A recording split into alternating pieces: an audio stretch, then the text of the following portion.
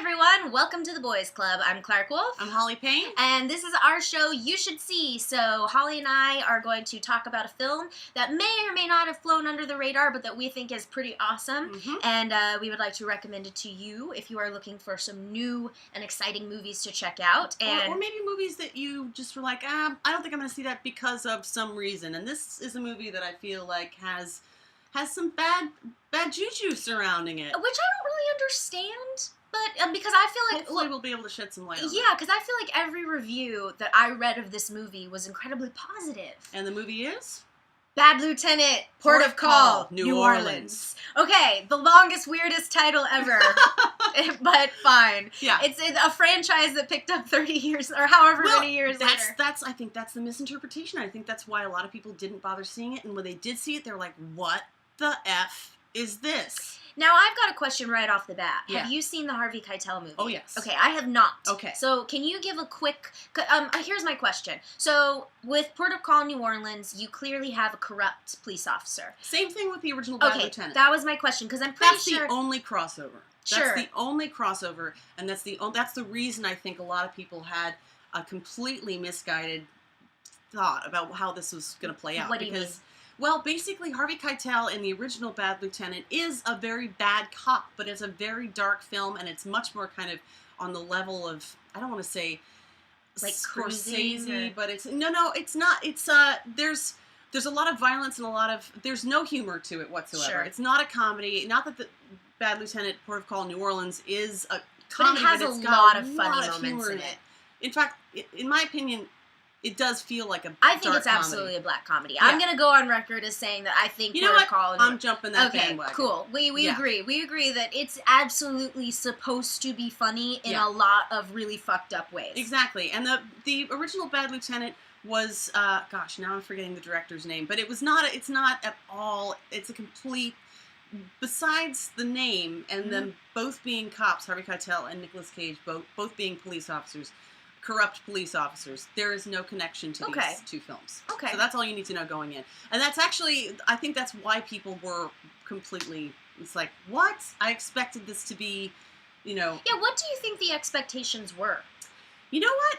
Here's the thing. When I first saw it, I was like, I'm in. You know why? Nicolas Cage, Werner Herzog. Exactly. I don't need anything more than that. Yep. And Val Kilmer. I don't need anything more than that. Val Kilmer, I forgot about him. He's hilarious in this movie. So good. But those were my three selling points from the get-go. Yeah. So I didn't have any expectations going in, but I think the people who did have expectations were going in with, okay, it's going to be a sort of a film procedural. It's going to be more of a like a cop drama. A cop drama.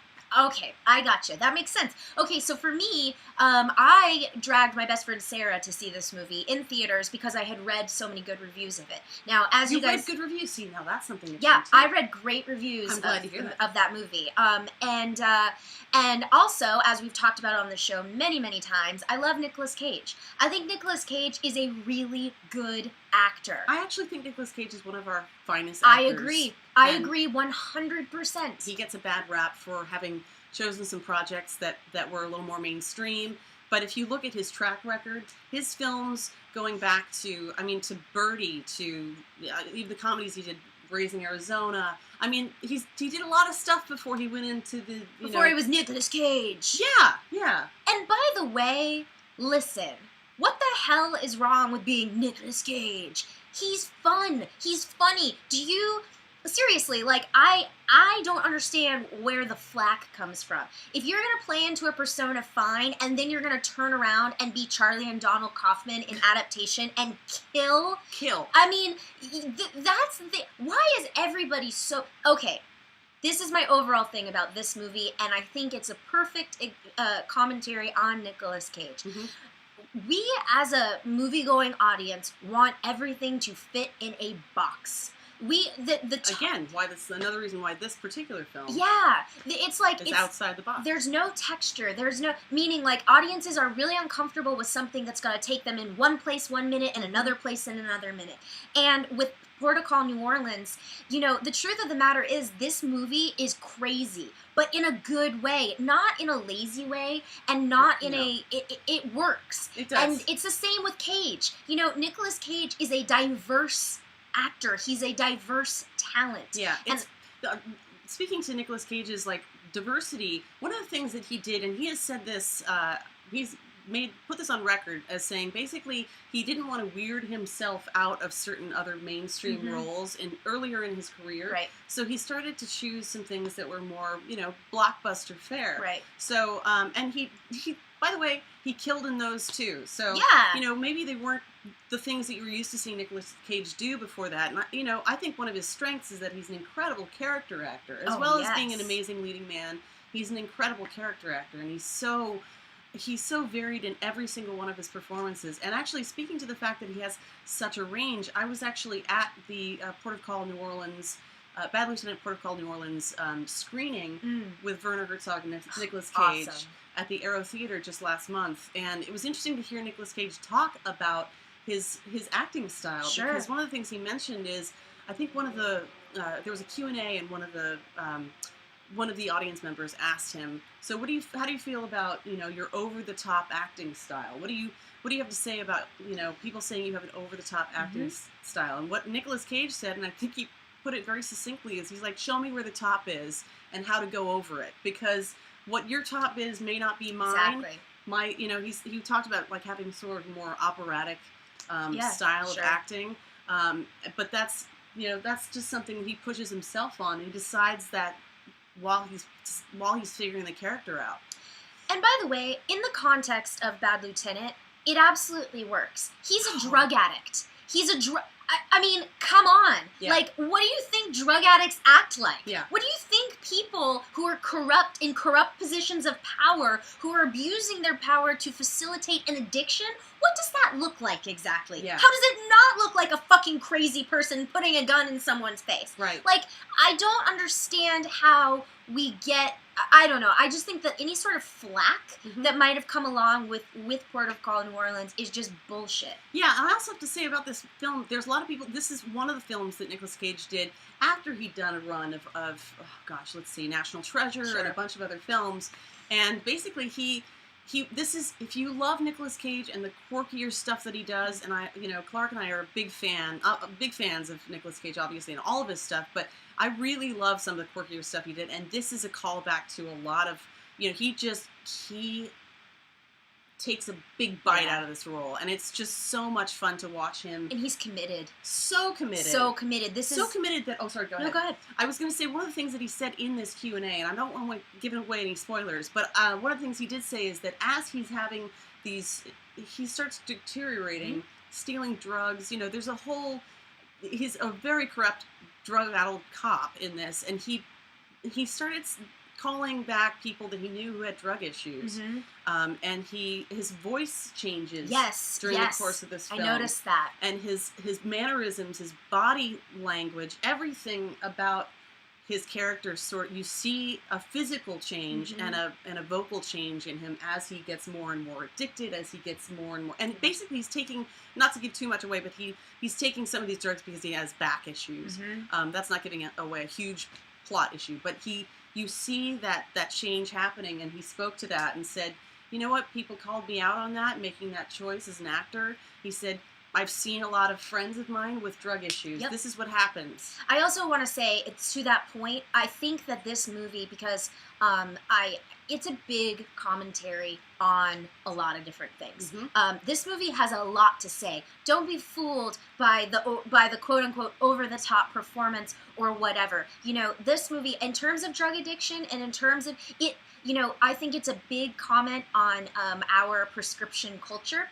I think that he is absolutely right to say that yes, it is a slippery slope between having an injury and being prescribed medication and then becoming addicted to and that. having total access Exactly. to all of these drugs. And the fact that it is set in New Orleans post-Katrina is important. not a mistake. The Yeah. fact that he is a white cop in this area is not a mistake. Yeah. This is all has a lot to say about what's going on, and I am not going to spoil anything, but the resolution is just the cherry on top. Yeah. So, you know, did you see a lot of negative reviews of this movie? I actually did. I read when it first came out, all I was reading was negative reviews. Wow. But a lot of that had to do with going back to what I was saying before about people misinterpreting what this film was going to be. They had an idea going in, and that can really screw with you if you have already if you already have a preconceived notion of what you're going to see or what you want to see. If you wanted to see a sequel to Bad Lieutenant, Harvey Keitel's Bad Lieutenant, this is not the film.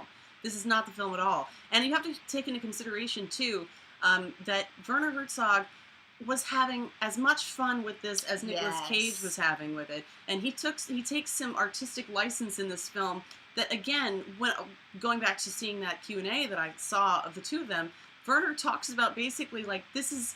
He knew that there was humor in this. Sure. And he used it. And it was, they had a great time working together and making it as fun an experience about a horrible, horrible cop and situation and circumstance as they could. And also not making light of that either. No, like, I just want to be really clear that glamorizing. No, and the humor in this movie is not. I don't think it is making fun of or joking about all of the stuff that we just talked about, the race relations in New Orleans post-Katrina, drug addiction, corrupt power, but at the same time, the situations and the way that these scenes can play out, I think that's where the humor was to be found, but they're not looking at it and laughing, I don't think. No, not at all. I think that, and also there's just, it keeps raising the stakes, like you think you think he's about as corrupt as he can possibly get, and then it just gets elevated and elevated and elevated. There's some great cameos too from actors that I love, like Fairuza Balk is in it from The Craft. We haven't seen her in a while, but she plays another slightly corrupt cop in this as well. There's just some great cameos in it. Val Kilmer is in it, as Ava Mendes, Jennifer Coolidge. Jennifer Coolidge, great. Fantastic in this movie. Yeah. Again, bringing another dark humor element to it. Well, and her addiction. We'll see. I'm not going to tell you what her addiction is too. But you know what? I'm from the South. And it's a real addiction. It's new. Look, I admittedly grew up in the Orange County or suburbs of Atlanta, but I have a lot of family that don't and that didn't. And I've visited them and have been there. And New Orleans is not a second home to me, but I have spent a lot of time in New Orleans. And what you're seeing portrayed here is very real. Yeah. It's very real. I don't know if you noticed this either, but watching it again, it's really in many ways, even though it shows sort of, a seedy underbelly to New Orleans and to just the corrupt sides of the American police force. When I watched this movie, I felt like the theater was muggy. I felt like there was this the atmosphere. The atmosphere really is so NOLA that it's like it's palpable. You can feel it, and it's it's there's no other place that this film could have been shot. Right. No, he absolutely really captures that, and clearly Nicolas Cage personally has an affection for New Orleans. He owns property there. He lives there. He sold it. He used to own the LaLaurie Mansion in the French Quarter, which he sold, unfortunately. But has clearly spent a lot of time there, even post-Katrina. Before Matthew McConaughey and Brad Pitt, by the way. Yes. All that. Yeah, that's tossing true. beers to each other. Which is just the coolest thing ever. They're just awesome. But yeah. So, and also I wanted to mention real fast too. I just revisited Herzog's Nosferatu for work, and it has also recently been released on Blu-ray. And he's been here in LA talking about it too. And I think that what you see, I think that Bad Lieutenant, Port of Call, New Orleans is a quintessential Herzog film. I mean, like the dynamic between the leading man and the humor and the tone being uneven and all of that. I mean, it's like it fits. I think that it just. this movie is not a departure for Herzog. So if you Yeah. are a fan of Herzog's work, it fits Huge right in. Herzog fan. Yeah.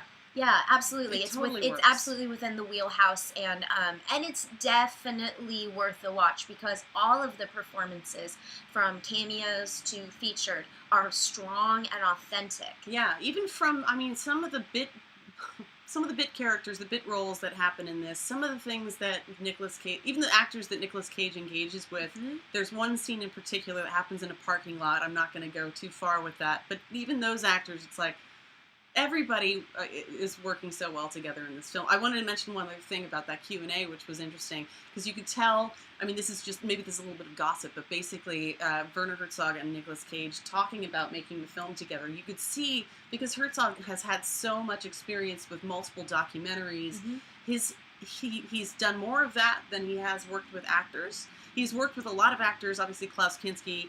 By the way, if you've never seen Burden of Dreams or My Best Fiend, rent those as a double feature right now. They're incredible back-to-back. His relationship with Klaus Kinski, their dynamic is fascinating, endlessly fascinating, but I digress. So one of the things that they talked about was basically, you could tell Nicolas Cage was kind of not so pleased with some of the directing style of Werner Herzog. Yeah. There was definitely tension on stage, but they love each other. You can tell they love each other, but there was definitely some tension because Werner likes to shoot as long as he possibly can. He's not thinking about humans or actors as much as he's thinking about, I have to look, this iguana has to be, you know, in this perfect... his style is very distinctive. Sure. And the way he directs isn't always as conducive to actors having the happiest time on set. That's fair. Yeah. That's fair. Well, I'm sure that actually added to the performance and the frustration, For sure. if anything. Which, you know, evil genius, I suppose. Yeah, that's great. Do you have any sort of final thoughts or? Let's see. What else can I say about this film? You know what? It stands the test of time too. It came out a couple years ago, like what, 5 years ago? About 5 or 6 years ago. Yeah, maybe? It had to have been because I saw it here. Just go in with no expectations. Don't go in with any sort of anticipation that it's going to be a cop procedural or you know, or be without humor, because it has a lot of humor, and you'll miss a lot if you don't sort of just open up and enjoy. Yeah, exactly. It's a great movie. It's a really well done movie, and it's got a lot of hidden messages and meanings, and I think it's got a lot of commentary. And Nicolas Cage is great in it. At his best. He really is. He really, really is. We love you, Nicolas Cage. We do love you, Nicolas Cage. You're fantastic. So you should go watch Bad Lieutenant, Port of Call, New Orleans. Which is the longest, most ridiculous title I think that there is. But I kind of love it. You know what? It just adds to the whole... Yeah, hashtag what, and then you exactly, have to all the hashtags, the longest hashtag ever. So yes, thank you so much for watching, and don't forget to subscribe to the channel, and follow us on Twitter, as you can see right here, and we will see you all soon, I think. Thanks for watching. Bye.